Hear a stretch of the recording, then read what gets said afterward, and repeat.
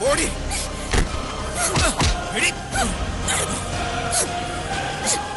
നോക്കിക്കോ, എന്റെ ഈ വീട്ടിൽ നിന്ന് ഞാൻ നിന്നെ പുറത്താക്കൂടാ. ഇതെന്റെ വീടാ. അത് നീ മാത്രം പറഞ്ഞാ പോരല്ലോ. തെളിയിക്കും, ഞാനത് തെളിയിക്കും. ഇവിടെ കോടതി നിയമമൊക്കെ ഉണ്ടല്ലോ. എന്നാ നീ തെളിയിക്കടി. തെളിയിക്കാൻ തന്നെയാടാ ഞാൻ പോകുന്നത്. നോക്കിക്കോ. ഓടി അങ്ങോട്ട്.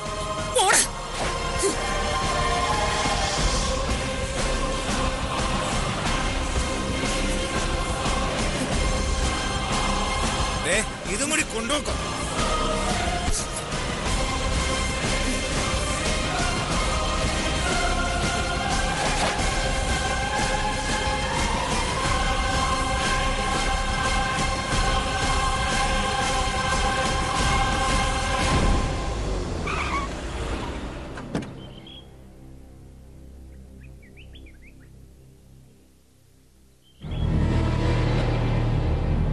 Inspector അകത്തുണ്ടോ?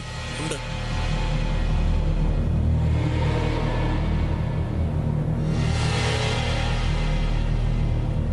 Excuse me sir. Yes sir. ഇരിക്കൂ. Thank you. എന്താ പറയൂ. സർ, ഞാൻ ഓറഞ്ച്, അഡ്വക്കേറ്റ് വിഷ്ണുവർദ്ധന്റെ ഭാര്യ. അഡ്വക്കേറ്റ് വിഷ്ണുവർദ്ധൻ? അതെ. അയാളുടെ മാരേജ് കഴിഞ്ഞോ? വർഷങ്ങൾക്ക് മുൻപ് കഴിഞ്ഞു സർ. ഓറഞ്ച്? അയാൾ വിവാഹം ചെയ്യാൻ പോകുന്ന കുട്ടിയുടെ പേര് മീര എന്ന മറ്റാണല്ലോ. അതെ, മീര. അവളെ വിവാഹം കഴിക്കാൻ വേണ്ടി അവന്റെ ആദ്യ ഭാര്യയായി എന്നെ ആട്ടി പുറത്താക്കിയിരിക്കുക. ഏയ്, അഡ്വക്കേറ്റ് വിഷ്ണുവർദ്ധൻ ഇതിനു മുമ്പ് വിവാഹം കഴിച്ചിരിക്കാൻ ഇടയില്ലല്ലോ. സാറിന് അയാളെ കുറിച്ച് അറിയാത്തതുകൊണ്ടാ. നിങ്ങളെ അയാൾ നിയമപരമായി വിവാഹം കഴിച്ചതാണ്? അതെ സർ. ഇപ്പൊ പുതിയൊരു പെണ്ണിനെ വിവാഹം കഴിച്ചുകൊണ്ടുവരുന്നതിന് വേണ്ടി എന്നെ വീട്ടിൽ നിന്ന് ഓടിക്കാനുള്ള ശ്രമത്തിലായാൽ. ആ വീട് വിഷ്ണുവർദ്ധന്റെ പേരിലല്ലേ? അല്ല സർ, എന്റെ വീടാ അത്. എന്റെ വീടും സ്വത്തുക്കളും തട്ടിയെടുക്കാൻ വേണ്ടിയുള്ള അവന്റെ പ്ലാനാ എല്ലാത്തിനും പിന്നിൽ. ഒരു കാര്യം ചെയ്തു, നിങ്ങളൊരു പരാതി എഴുതരുത്, ഞങ്ങൾ അന്വേഷിക്കാം. അന്വേഷിക്കണം സർ. എനിക്ക് എന്റെ വീട് തിരിച്ചു കിട്ടണം, എന്റെ ഭർത്താവിനെയും. ഞാൻ അന്വേഷിക്കാന്ന് പറഞ്ഞല്ലോ. ആദ്യം ഒരു പരാതി എഴുതരുത്. സർ, പരാതി ഞാൻ കൊണ്ടുവന്നിട്ടുണ്ട് സർ.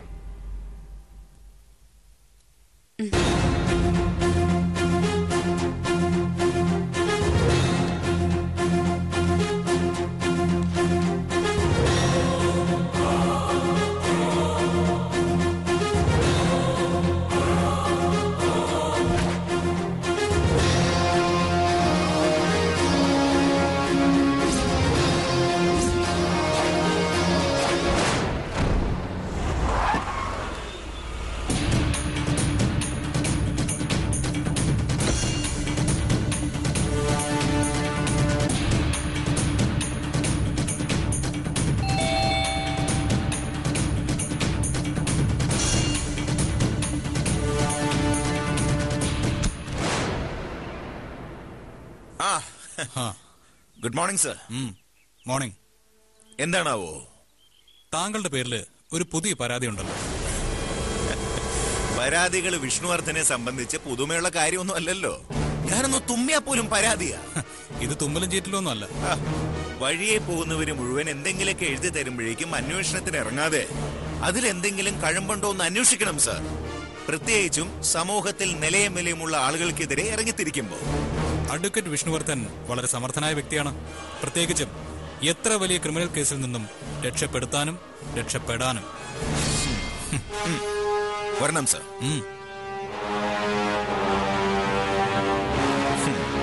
അപ്പോ എന്നെ കുറിച്ച് ശരിക്കും അറിയാ സാറിന്.